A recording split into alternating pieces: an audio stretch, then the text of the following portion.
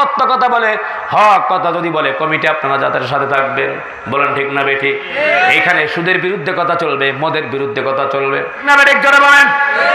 ওয়ালাম ইয়াখশা ইল্লাল্লাহ, মসজিদ কমিটি কাউকে ভয় করবে না। ভয় করবে কাকে? আল্লাহকে। আরো জোরে বলেন কাকে? আল্লাহকে। আমি আমার কথা বলি নাই, আমি বলেছি কোরআনের কথা।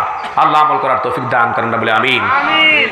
আল্লাহ তাআলা বলেন, وَإِذْ يَرْفَعُ إِبْرَاهِيمُ الْقَوَاعِدَ مِنَ الْبَيْتِ وَإِسْمَاعِيلُ رَبَّنَا تَقَبَّلْ مِنَّا إِنَّكَ أَنْتَ السَّمِيعُ الْعَلِيمُ। আল্লাহ তাআলা বললেন, ইব্রাহিম ও ইসমাঈল যখন কাবা ঘরের যখন গোড়াপত্তন করলো, তখন আল্লাহ তাআলা রব্বানা তাকাব্বাল মিন্না ইন্নাকা আনতাস সামিউল আলিম, আল্লাহ তাআলা আমাদেরকে কবুল করো।